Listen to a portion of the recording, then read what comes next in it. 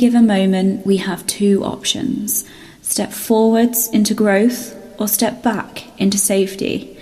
Dare to succeed and share a moment with us in the moment. Hello and welcome to another episode of In the Moment with Vicky and Alice. I'm really excited to share that we have a guest with us today. This is Kamini Wood. She's a certified life coach, author, covering many aspects of the self. Kamini, has been nominated and has won Best Wellness Coach 2023 in Cary. I just said it wrong. Cary magazine. Cary Living's magazine. Literally just had a conversation about how to pronounce it and I still go wrong. Kamini uses her own podcast platform called Rise Up to share her knowledge about how to be your authentic self. So welcome to the podcast, Cam. Welcome. Thank you guys so much for having me. I really would love to sort of let our listeners delve into a bit about who you are, how you've come to be a life coach, sort of, you know, take us back to where your journey began. Sure. So my journey really actually began way back when I was a little girl growing up in Connecticut. I grew up in a very small town in Connecticut, predominantly white to immigrant parents. It was just my sister and I in our nuclear family, my sister, myself, and my parents. And I share that because what was happening in the early years was this feeling of not belonging, because I had this I looked different than most of the other kids in school, and my name was obviously different than most of the other kids in school. So for me, there was this need to figure out how to belong, how to be accepted. And so from a very early age, now when I look back, I recognize that I had a lot of people-pleasing tendencies at that time in an effort to either prove worthiness or to prove belonging. Also, as I was growing up, my parents being immigrants themselves, working really hard in order to provide for my sister and I, there was an internal need to not be a burden and to not create waves for my parents. It wasn't anything ever overtly said to me. It was just my own personality and just how I internalized different messaging. And so I also developed perfectionist tendencies, because if I didn't fail or make mistakes, then they didn't have to worry about me. So we take those two different people pleasing and perfectionism to kind of take them through into adulthood. I actually became a mom of 5. So my oldest is now 21 and my youngest is 9. But when my middle daughter entered her preteen years, I recognized that she was starting to show those people-pleasing perfectionist tendencies. And it was in that moment that I saw myself being mirrored back. And that was, for me, a catalyst moment of recognizing that those elements were coming from how I was showing up. And if I wanted my children to maybe have a different experience and interrupt that generational tendency, I needed to do my own self-work. So I went through my own self-transformation of recognizing where I might have been foregoing my own needs and kind of really putting other people before me and defining myself by the roles that I was playing instead of what I truly wanted to do and also who I truly was. That happened at the same time that professionally, I was in a position of really helping individuals figure out where they wanted to go professionally, as well as just learning about them personally and supporting them in that realm of what I was doing professionally. So you take that professional world and that personal world and you combine the two. And what I really realized was my calling was to help people move themselves forward. So help them understand where maybe stagnation is coming from or where limiting beliefs are keeping them from moving forward. And so that's when I went through training and certification and really understanding how the mind works. So I've been trained in different modalities as well. And so here we are today, 6 years later, with this practice of helping people all over the world figure out how they want to move forward. It's absolutely amazing. And yeah. I definitely think that so many people will be able to like echo your story, especially like when people become parents. You know, fortunately, as yet, I'm a bit young and I'm quite happy not having children. But Alice and I are both we're not mothers ourselves. However, like I've worked with a lot of people and actually that loss of self when people become a mother, and certainly it only seems to maybe when the child becomes more independent do the mothers then start to feel like, oh, what's happened, like where have I gone? And that's sort of like dissonance, isn't it, between who they were and who they want to be. Can Oh, I add as absolutely. well? Yeah. I don't Mhm. know if this is maybe like relevant or not, but I think it that is probably a fear of mine. Like it actually puts me off like wanting to go into like motherhood or whatever, because I am worried that I would completely lose myself and lose like everything that I'm almost passionate about, because I know when you do become a mum, it's like you have to put everything into that, and it's almost like you do have to put your life on hold for like a certain period of time. I may be perceiving that the wrong way, but that's how like That's how it you've interpreted yeah, it. Yeah. yeah, And it's a very valid point. I think a lot of new moms actually really struggle with that, because now suddenly they've gone from only really needing to worry about themselves, or maybe potentially their partner as well. And now there's this human being that they're responsible for. And so the work really is around recognizing, yes, I am responsible for bringing this individual up in the world, except I don't have to give up myself either in the process of that. yeah. Like it's not one or the other. And I Mm. think a lot of us get stuck in that black or white thinking. It's this or that. And instead it's finding that happy medium in between, learning to live in that gray zone in between Yeah. the two. Mhm. So for Makes sense. people that maybe feel as if they are sort of stuck in the black and white thinking, and if I can't get the job of my dreams because I have to be back to pick up the childcare, or I need to go do the shopping, or the housework and the laundry and all those other things that go on, what sort of advice would you give them to be that first step? It's funny you bring that up, because I was just talking about this very topic with somebody this morning when I was working with them. And truth be told, it's all about boundaries, which sounds odd for me to say, but it really is. It's about recognizing that we can have those needs and desires, and then it's about utilizing the people in our world. So for instance, if let's say we're in a relationship, we can actually utilize our partner to be that support system, and to really say, I can do this, and I'm going to need you to do that, and set boundaries around your own time so that you can live into those aspirations that you have. Now, of course, there's many parents out there that are single parents, and so they don't have a partner to necessarily lean on. And so really what that comes down to is figuring out what really are your needs, and what are those priorities, and then being really careful about setting boundaries around things like your time. For instance, there's the person I was working with happens to be a single mom, and she wanted to do all the things and get her children to be a present mom, and also all the activities, and also continue to work full time. And what she realized was it was boundaries around setting out, like each semester, for instance, her kids can have one activity that they're involved in. Instead of doing all the things all at once, we're going to have boundaries around, this is what we're committing to for the fall, and this is what we're committing to for the winter and for the spring. That's not being mean. That's actually just being really selfful in caring of self, of saying, I can commit to these things so that I still have time to do the things that are important to me as well. Do you feel like it's a societal ask, a societal expectation that, especially for women, and I guess that's sort of my fear around it, is that, I have to be the career woman, I have to be the perfect housewife, I have to be the mother, like all those are roles that were given to me in a contractual agreement I never signed. And I feel like that's a difficulty.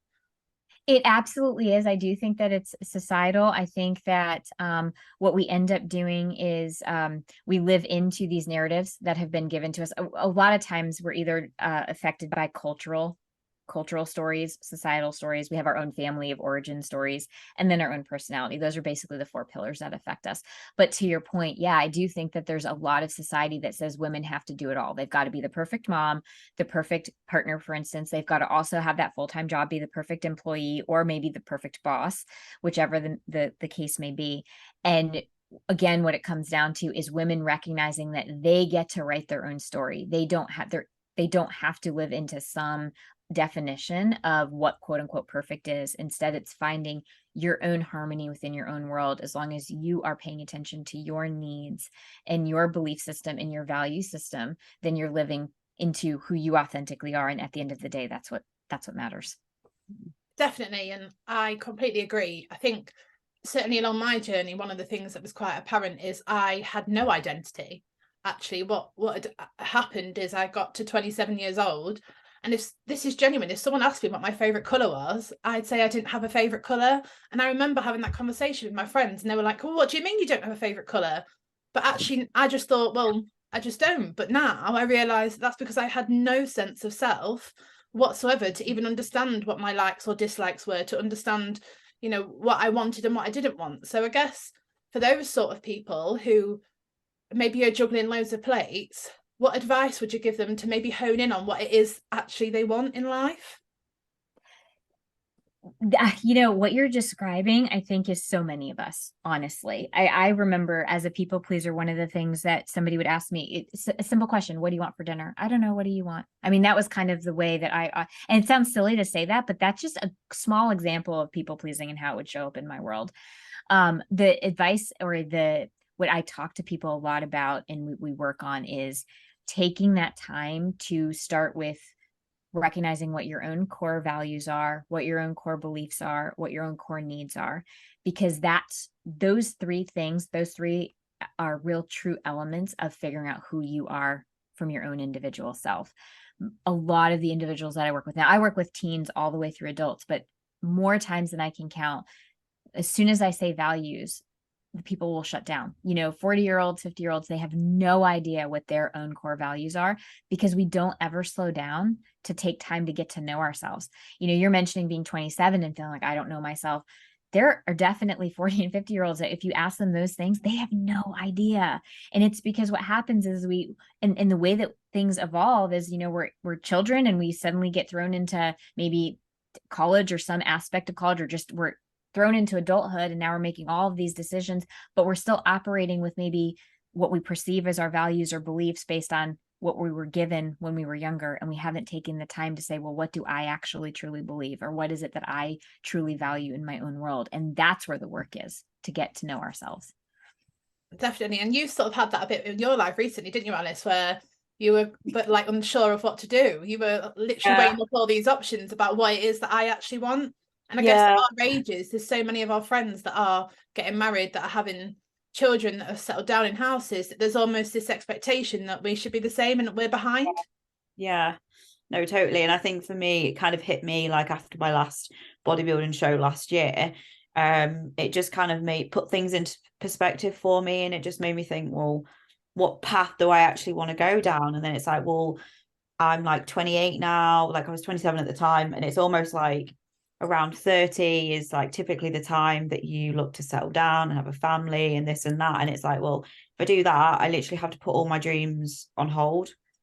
And it just makes you think, like, do I actually want to do that? Like, I don't want to be pressured into that. I don't want to get to like 40, 50 and think, oh God, I've got so many regrets just because I had to like play to the system to a certain degree, if that makes sense. But yeah, I think that the main like part of it all is, I think we have to be a little bit selfish with what we truly want to do and the person we want to be, and not be like peer pressured into following the system, so to say. I agree with you. The one thing that I will normally challenge people to say, instead of calling themselves selfish, actually work towards reframing it to the concept of it's really being self-full. You know, it's about really allowing yourself to fill up exactly who you are, fill those pieces of you up, because when we do that, we then engage in these more authentic relationships, because we are taking care of the things that we really need. I know as when I was really knee deep in my people pleasing and just defining myself by the roles that I was playing, I could not mention what my needs were at all. Everyone else's needs were on top of mine. And that's really, you know, when I think about it, the relationships that I was engaged in, I loved my family, absolutely. But was I authentically being me? Absolutely not. I needed to find this place of like, no, actually, I, for instance, I need to have this practice that's mine, that I'm getting to really lean into and do the things that I really love to do. Because at the time I was actually running my husband's law practice. I don't regret that, but I also recognize that a lot of that was making sure that his needs were met in terms of him running his practice and living into his dream. And mine just kind of went by the wayside. And so instead it was, no, actually, to me to also fulfill these needs. And people will say, well, do you think that was selfish? Absolutely not. I think by doing that, I was really creating this self-full act, which now has allowed me to truly engage with my family on a deeper, more authentic level.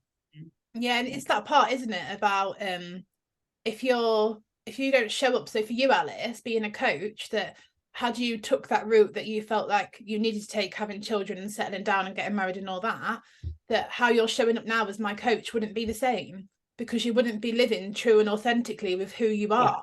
You'd be giving into sort of the pressures of society. So actually it's very selfless to follow your dreams, because how you show up and impact the people around you, you know, for Kamini, I'm sure that massively affected your relationship with your children, and guess the traits that they have now took into, I don't know how old they are, but into adulthood, and how they'll show up in their lives. Yeah, absolutely. I think it's to be honest, I've been struck by how that the shifts that I've made have actually helped. I've seen my children stand up to peer pressure in a totally different way. Right. Because so my middle daughter right now is about to turn 17. And I'm not saying, and none of us are perfect. Let me put that out there. But I have absolutely seen her be able to say no to certain things that I worry that had I not gone through that transformation and started to show up differently as mom, maybe things would be different. I absolutely wonder that. And I'm actually sometimes in awe of how she can really stay steadfast in the value system that she's really designed as her own. It's like my friend who, I mean, she's literally had a very similar sort of awakening in that sort of sense, but now she's literally got divorced. She's in her 40s, decided to get divorced. She's got 3 young children, and she noticed how her tendencies of being very overly empathetic and almost like giving in to what her wants and needs for the sake of other people's, because she felt their emotion rather than feeling her own.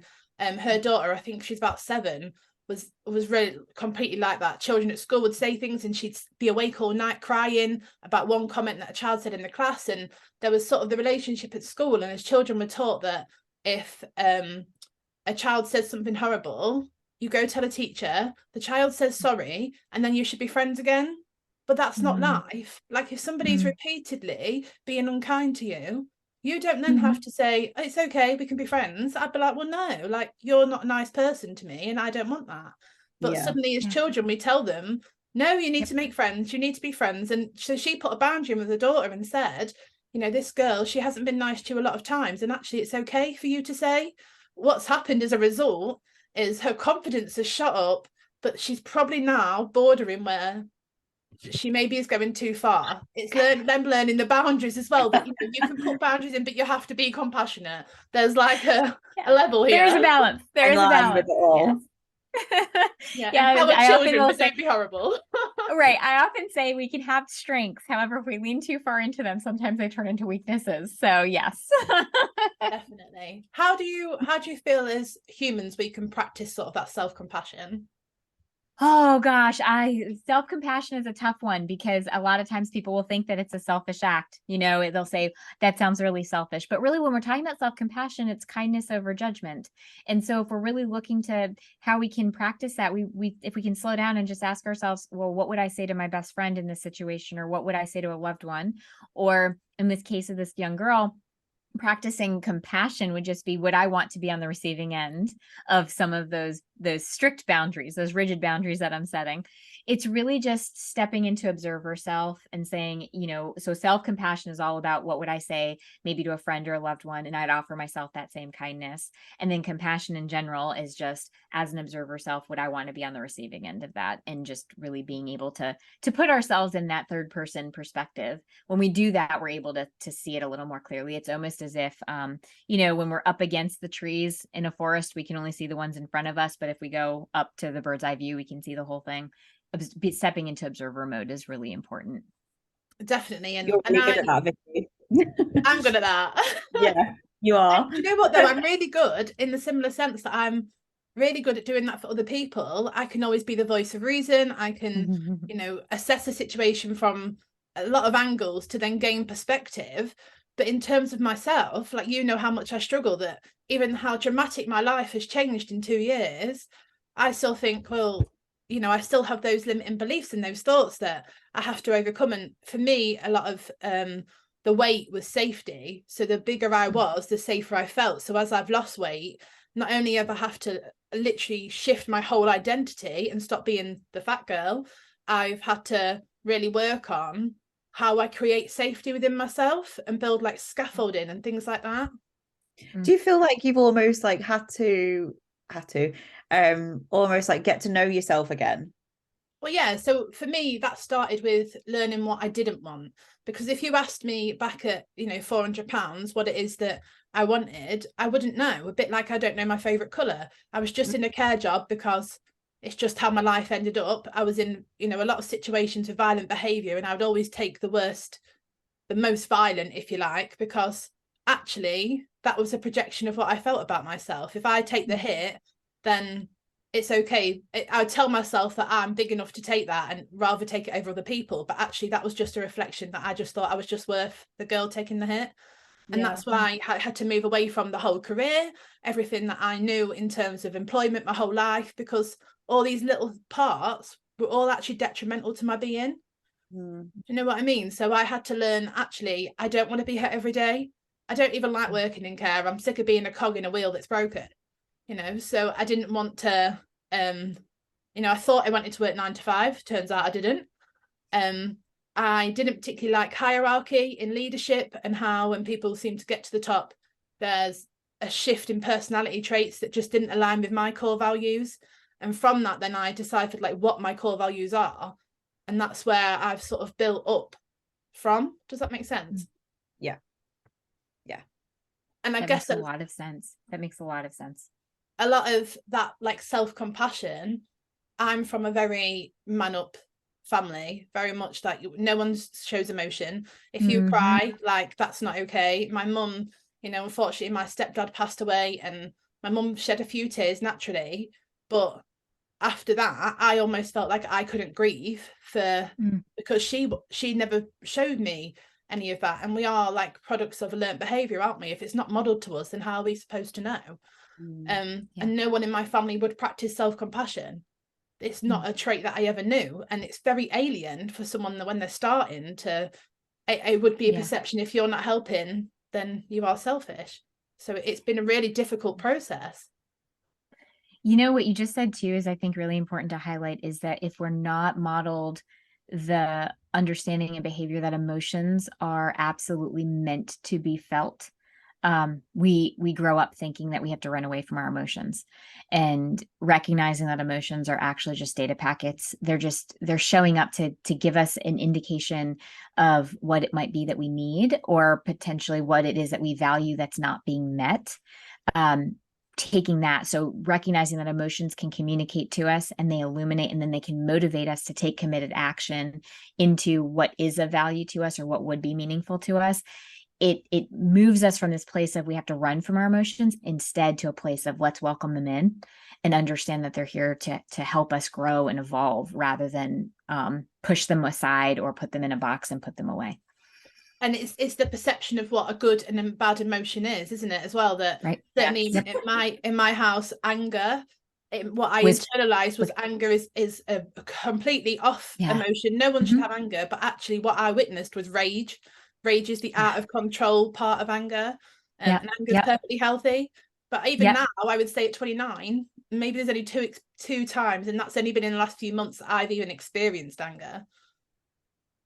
Wow. Giving yourself permission, though. That's amazing. But it's bizarre to feel something you've never felt. And then I was like, but I'm not an angry person. Like, what's going on? It is. It's very interesting when you push it aside or run away from it, and then suddenly you feel it. You're just like, it's very uncomfortable. You're really stepping into a growth zone and out of the comfort zone. It is. And it's not knowing what to do with it. I think because you place things in certain areas, don't you? Like, I know if I feel a certain way, I can do meditation, or I could do journaling, and I know how to relieve that that feeling. But actually with anger, I just sat on it. And then what happened was I just sat and sat and sat. And then I was like, I'm really cross. Like, why am I so cross? And then it came out in all the wrong ways, that even in conversations, I'd be snappy, or when I was working with people, I wasn't showing up as actually who I am. And I really noticed that because I just wasn't dealing with the anger. Yeah. Yep. Yes. Because if we leave emotions unprocessed, eventually we've got to deal with them. That's the key. That's the key. And for me, so I would say grief, shame, and guilt are like 3 emotions that are so powerful in how they sit in the human body as well. Not even just in our minds, like in our physical beings. 100%. Yeah. Grief, shame, and guilt. I think, well, there's that book, the Body Keeps the Score, I think is the name of it, but our body has this intelligence, and all the experiences we have, our body is keeping memory. And so with guilt and shame, especially, and grief, to your point, I mean, we hold on to that really deeply at times, and it can affect us on a subconscious level because we don't really know that we're holding on to it. And really what it does is it leads to false beliefs about ourselves, like the I'm not good enough or I'm unworthy of love. That's the one that comes up a lot in the work that I do with individuals, is just like they're not worthy of love or they're not deserving of love. And really what that is it's held on to shame many, many times, is that they're shaming themselves for something. And until we can allow us to, from a somatic level, work on letting our body kind of work through what it is that it's feeling, where are we holding on to it, what is it telling us. So that's the somatic side of things. We can also work on the cognitive side of things, which is now that we're aware of whatever that false belief is that we're holding on to, we can work through recognizing, okay, well, what's actually true about where I am right now, what's actually true about who I am as a person, and also lean into our value system to figure out what committed actions we want to take to move forward. And we say all this, don't we? But actually that process is extremely painful. Oh my gosh, yes. Absolutely. It is not for the weak of heart. I'm kidding. Here's the thing. And this is what I say to everybody, is like, when we're going through self-development, we're going through growth, we use the analogy of the caterpillar to the butterfly. I mean, the caterpillar doesn't just go into a cocoon and become a butterfly. It has to sit in really goopy, icky stuff in order to then get to be the butterfly. And the truth is, as humans, we got to sit in the muck and we got to do the work in order to get to the other side. But when we get to that other side, how much more is possible when we're no longer living with these false beliefs holding us back? It is that analogy I found fascinating, because I didn't even know this, but when a caterpillar goes into the cocoon, it can either turn into a butterfly or a moth, can't it? Different caterpillars. I think there are different types of caterpillars that turn into a butterfly or a moth. I believe. But either way, we're sitting in muck in order to get to the other side. Yeah. So they're the people that use that analogy in terms of when we sort of meet people for that reason, season, lifetime, and sometimes in certain instances that I had recently, I thought that we were going to walk a path together, but actually how we've split apart, sometimes people fly and become moths and other people fly and become butterflies, like in the nicest way possible. I like that metaphor. And we let them fly and we go in our own directions, and it's fine. Everybody can do their own thing. It is. It's a bit like that leveling up part, isn't it? But back to sort of the shame and guilt part, I think for me, I didn't know that I was carrying it. Mm-hmm. So do you have sort of any advice for people that, the shame part for me as well, more the guilt, is I felt ashamed of actions that were actually out of my control, and I was a child. I didn't have autonomy or choice in that. Like, it happened, and the guilt was very misplaced, because guilt would suggest that you've done something wrong, and actually I hadn't. But how I internalized that was very different. So is there any sort of advice you give to people? Well, I love that you're bringing up this distinction, because there is a distinction between guilt and shame. So guilt is really that I've done something wrong and I need to apologize for it. And shame is that there's something wrong with me. And so when we're really working to unshame, it is really about giving space to having it seen and witnessed, because a lot of times when we feel shame, it's the stuff that we're hiding and we're not willing to talk about. I equate it to kind of like mold, for instance. Mold will grow in the dark and in the wet. And so in order to deal with the mold, we actually have to dry it out and we have to expose it. We have to do the same thing with shame. We've got to allow ourselves to see it, to name it, to speak about it, and to have it witnessed by somebody else. And that's how we get through working through that unshaming process. Again, not easy, but we have to do that in order to start growing through these experiences, because shame is all about there's something wrong with me. There's something on a core level. There is something wrong with me. And when we continue to hold on to that story, it is very difficult to live into the life that we really want to. Some of us get really good at masking it, but really we're not being authentic versions of ourselves at that point.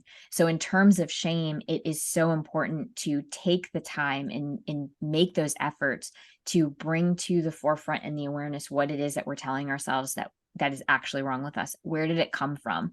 What are the emotions that come up with that whole process? Really speak to it and name it. And then really truly honor yourself with self-compassion. Self-compassion is a huge key component in the unshaming process, because if we can't offer ourselves that compassion, it's very difficult to move through the unshaming process. And then in terms of guilt, it is really naming the fact that we think that we've done something wrong, and recognizing that as a child, for instance, you didn't do anything wrong. There's nothing to apologize for. And so we question that. It's like, what's actually true in this situation? Now, if what's actually true is maybe we did misstep and we can make amends for that, that's how we go through that whole self-forgiveness process. How did I learn from this? How did I grow through this? And how did I make amends with the person or with the situation that I needed to? And then we can release it and move forward. If we continue to beat ourselves up over it, we continue to judge ourselves for it, we just continue to spin in it. It's kind of like what you're saying with the emotions. If we continue to think about the emotion, we kind of end up in this rip current where we're just kind of going back and forth and back and forth. The same thing happens with guilt. If we don't allow ourselves the process of making amends, if we really feel like we've done something that was outside of our value system, we continue to beat ourselves up for it, and we don't actually allow ourselves to grow through it and out of it. I feel like that's like a really, really good way of explaining. Yeah. That was so insightful. And it sort of made me think then more about that codependency part, and people that feel guilt and shame, if they've been with someone that's narcissistic, or in any sort of narcissistic dynamic, because I think people always jump and I must sort of say that in my opinion, not everybody is narcissistic, and in more modern society everyone just goes, oh, they're a narcissist, but actually people can have narcissistic traits, and there are probably elements within me that are narcissistic, but how I'm not a narcissist, like they're very distinct things, aren't they? So I guess for people that have been in like narcissistic relationships or workplaces or them sort of things where they've internalized a lot of things as a projection of who they are when actually they're not, how do you feel like they could ever get that closure? How do they get the closure from coming out of that? What you're talking about is a really important topic, because I do think that the healing process after coming out of a narcissistic relationship is complex. It's not, again, we're talking about work that's not super easy. However, really what that comes down to, we're going back into shame. A lot of times what happens in narcissistic dynamics or toxic dynamics is the way that things have been projected onto, I'm going to call them survivor instead of victim. So the survivor of that toxic relationship, what has been projected on them is shame. They have been shamed by somebody else. They've been told that there's something wrong with them. Most often they've been gaslit into believing that their thoughts about certain situations were made up, or that they're overly sensitive, or that they make stuff up. So the process through getting closure from that comes back to this idea of going through the unshaming and really naming what it is that they experienced, and bringing all of that to the light, and not to hide from it and push it back down. It's really exposing it to say, this is what I experienced, and what's actually true is I'm not overly sensitive. Those feelings that I was having mattered. The experiences I had actually did happen. Because when somebody is that survivor of a narcissistic relationship, what ends up happening is they self-doubt. They don't believe in their own thought processes. They do become codependent on the partner at the time. They think that they can't live without that partner. But really what's happening is a trauma bond. They get so involved in this idea that, that it becomes normalized, the pattern and the circular behavior of the relationship, where everything's great, partners love bombing them, things are wonderful, and then suddenly they're getting devalued and diminished, and then maybe there's a quiet period, and then we go back into the love bombing stage. That becomes so normalized. So the process of coming out of those relationships really is about exposing some of the shame and also the guilt that's happened in the course of that relationship, and working through that healing process. What about when people have I guess in terms of in them sort of dynamics, what happens when you feel like you can't voice that? So I know for people that I've worked with, that by voicing that, it would be at detriment. They feel almost a level of responsibility in terms of for somebody else's life or somebody else's company, or for the place they worked and things like that. That actually it affects more than just the person that created that cycle. Do you know what I mean? So how do people voice and sort of give light to that shame if they worry about the consequence of that voice?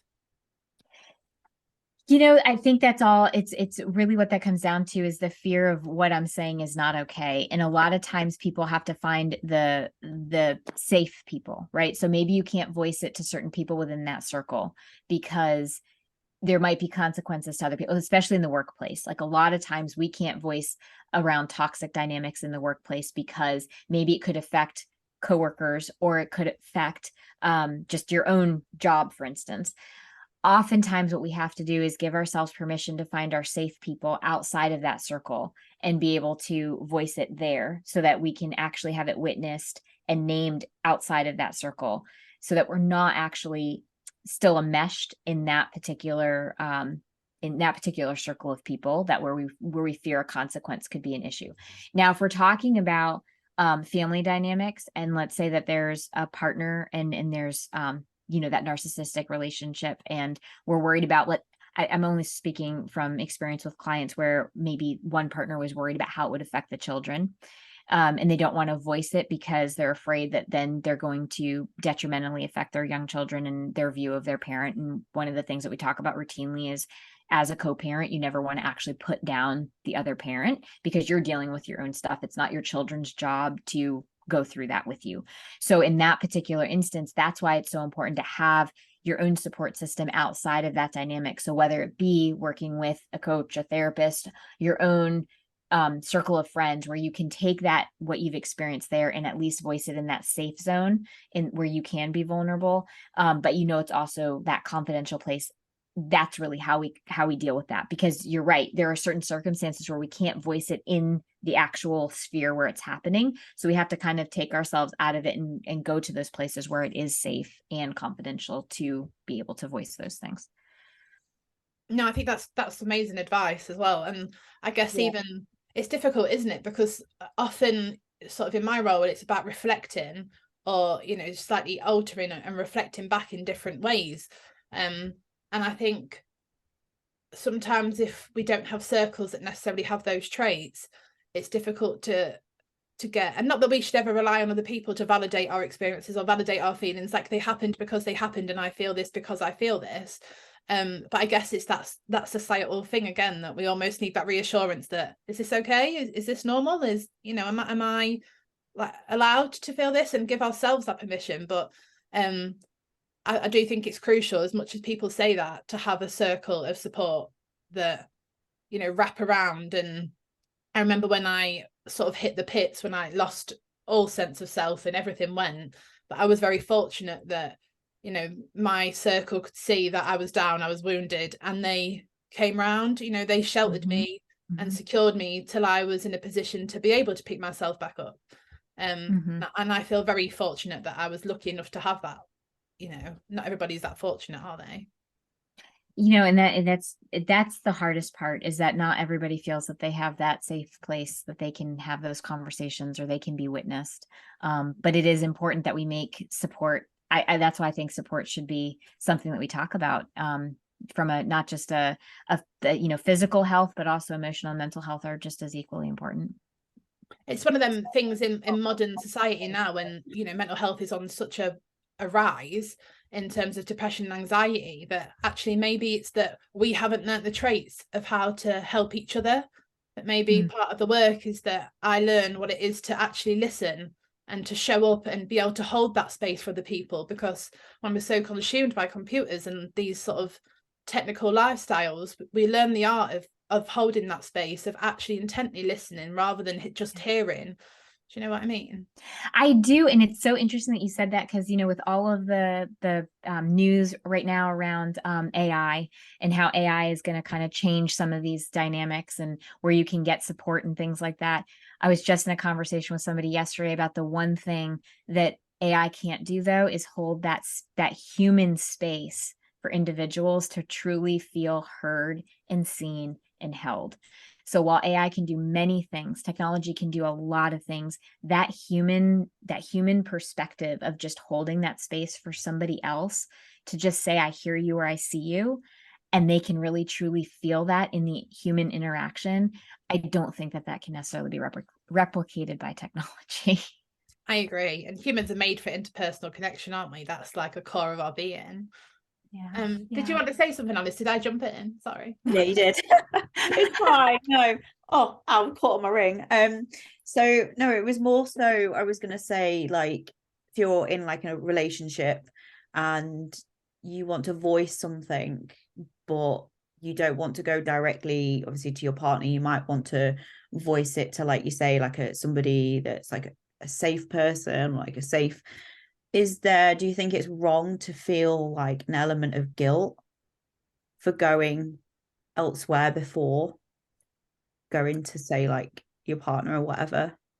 I think when you're in sometimes really toxic dynamics, the ability to voice it to somebody else and sort of work through what it is and get clarity for yourself on what it is that you want to say and what those needs are that you're really asking for can actually be a really healthy way to prepare yourself for that conversation with your partner if you're dealing with a toxic dynamic. Because what, generally speaking, there's a lot of fear and there's a lot of eggshell walking in those dynamics. And so feeling like you've been able to voice it and really get grounded in what it is that you're wanting to convey as those needs that aren't being met, I think actually is a very healthy way to be able to voice it. Because it's not that you're going to talk to somebody and you're gossiping about your partner. Instead, the conversation is around, this is what I'm experiencing and this is what I'm needing and this is what I need to convey.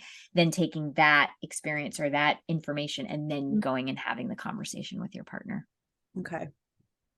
It's almost like a rehearsal, isn't it? And I guess it is a bit like a rehearsal. You have to rehearse what it is that you want to say. And I guess sometimes in dynamics as well, it's a bit of negotiating your partner's expectations. There's more than just one set of boundaries, expectations, roles to negotiate in that situation. So having that conversation before having it with your partner allows you to explore those different areas rather than what about when, like, so you've gone off to your safe place, had the conversation and then approached it with your partner or whatever, and they've turned around and said, well, why didn't you come to me first? And then they get almost upset and a little bit angry that you went and spoke to somebody else before going to them. Those are those moments where we have to reset the conversation and really recognize and share it with our partner. That's actually not the point of the conversation. The point of the conversation isn't how I went about figuring out what I wanted to convey. The point here is what I'm trying to convey. And this is the thing. This is the topic. Yeah. This is what we're really focusing on. And and as an individual and somebody who has autonomy, I had to figure out the best way to get to understand what it is that I wanted to convey. And that's the method that I chose. And that's not really up for discussion. Yeah. Right. And I would argue as well that potentially in the partner, if their instinct is to go to sort of just a defensive, angry sort of mode, that I guess it's the work for them to do around actually what is it that's just triggered me in this conversation, and maybe as a child what needs weren't met, and actually why I feel that you should have come to me first. Do you know what I mean? So actually there's work to be done for the partner if they show up that way. Oh, for sure. And also maybe taking a look at, that's interesting. My partner didn't feel like they could come to me first. How am I showing up in this dynamic? Yeah. That didn't make it safe for my partner to come to me first. But in just what you just described, Alice, it's really about, that's what happens in toxic dynamics. It's always like the blame is shifted to the other person. And so it's like, well, let's bring it back to that person who is blaming their partner for going. It's like, well, let me get curious about how I'm showing up. What about me didn't make it safe for my partner to come to me first? Yeah, definitely. Yeah. And just to sort of wrap things around in a more practical way of people moving forward, one of the things that I've used to sort of along my journey was mindfulness. I just wanted to know sort of your thoughts on mindfulness, what you think worked for people, that sort of thing. Mindfulness is huge. It's such a huge part of self-compassion too. I think there's a study out there that says 47% of the day we're in the there or then, meaning we're either thinking about the future or we're thinking about the past. And so mindfulness brings us right back into the present moment. Where are we right here, right now? In this exact moment, can we live in this exact moment and be present with ourselves? So I absolutely believe mindfulness is huge, especially in the work that we're talking about today.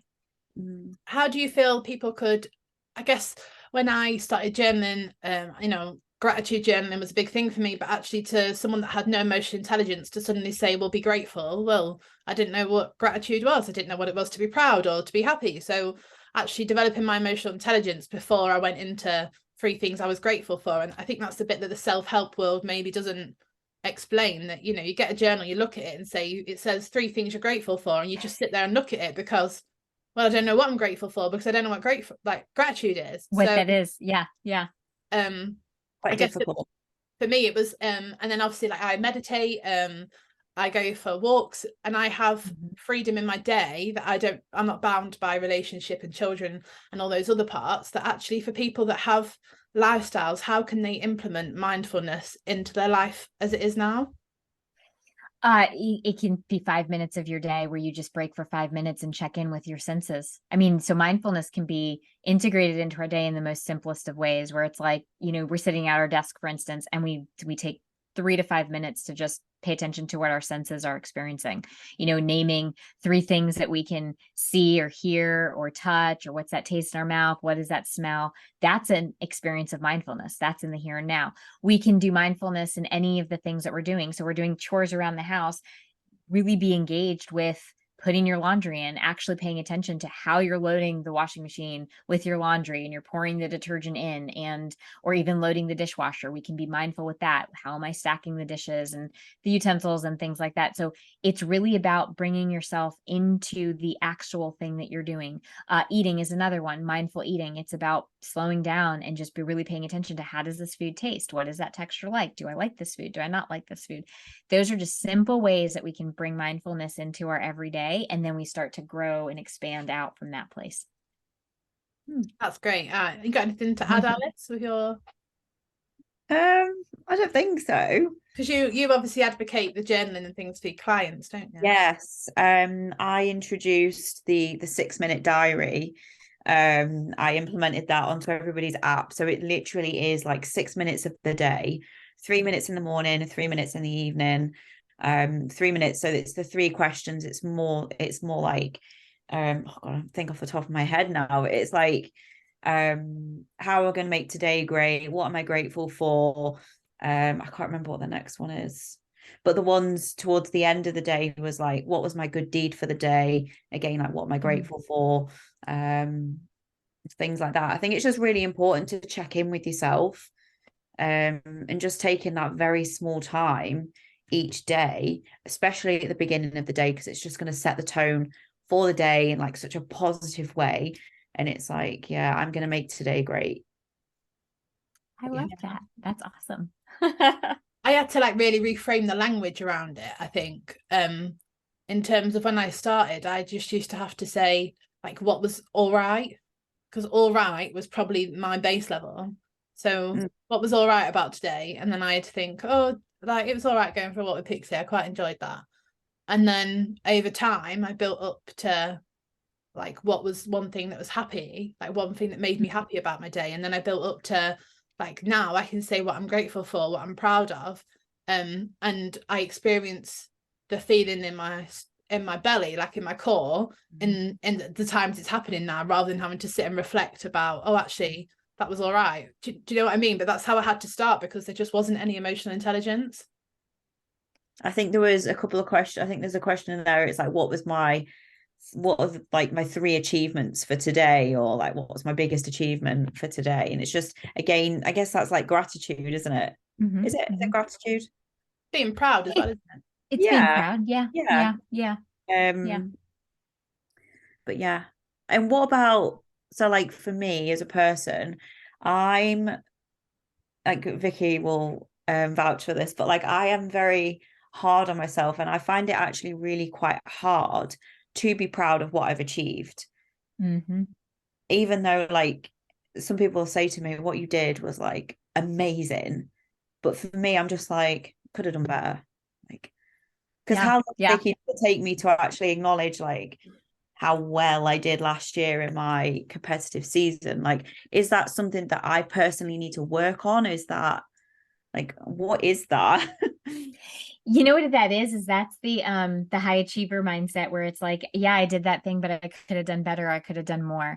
And really what that is it's taking your journal, and even what I usually say to people is do a success journal. You know, what went well and how did I show up to allow that to happen, and catch those moments where the mind wants to say, well, I could have done XYZ. Because again, if we bring that to the awareness, we actually can slow down and say, well, hold on a minute, that's actually not true. This is how I showed up and I'm really proud of it. Because so often we'll say, I did this thing, but I could have done XYZ. And so when we do that success journal and it's right in front of our face, it actually slows us down and we catch it a lot easier. Right. Okay. Mm-hmm.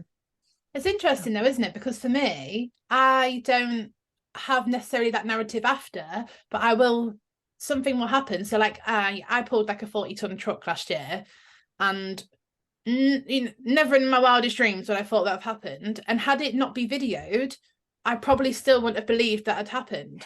And not that I think that I should have done better or I should have pulled it faster or any of those things, but I find it difficult to, and it's like a disassociation part of me, that actually to recognize that that was me and I did do that. Because when people are like, oh, that's amazing, like, how did you do it? I just think, well, I just did it. Like, it just happened. Like, I don't really acknowledge that actually I trained for 3 months. I was pulling my car. I was doing all these other bits and stuck to a plan rigidly. That that's how that happened. But in my head, I just think, well, just did. It almost just like is, because I can relate it to competing last year, and it literally just feels like it was just a dream that I had, and it doesn't feel like I actually did it. It's really weird. It is a bit of disassociation. That's why it's important to slow down and recognize not just the achievement, but ask that question of, how did I show up? Who was I to allow that thing to happen? Because that second question pushes you into recognizing, yeah, that was me. I definitely think I need to do that, especially now. we're moving towards a bodybuilding show in 2024, and I had a skin removal surgery in January to get rid of my excess skin, and I've been concerned, I guess, with my old habits would creep back in, and creating that new sense of safety without the skin. My body's changed and all those other parts that I'm having to negotiate, that maybe part of it should be going back and looking at the bits I'd already done and actually how I showed up then. Maybe that's the part I'm missing. Yeah, absolutely. So it's been a great, insightful chat. Just to sort of round up then, is there any advice you'd give to people that maybe are feeling like they're at a loss with life right now? What would be the advice you give them? The one thing that I always go back to is recognizing that life is happening through us and for us. And so those moments where we're feeling like we're either down or that we feel victimized to something, it's really slowing down, utilizing self-compassion, kindness over judgment. How can I grow from this? Or how can I learn through this experience? Thank you. It was great having you on. Honestly, it's been really insightful. Fantastic. Thank you for having me. I appreciate it. Put links to your pages and things in the show notes. Yes. Well, thank you. Thank you.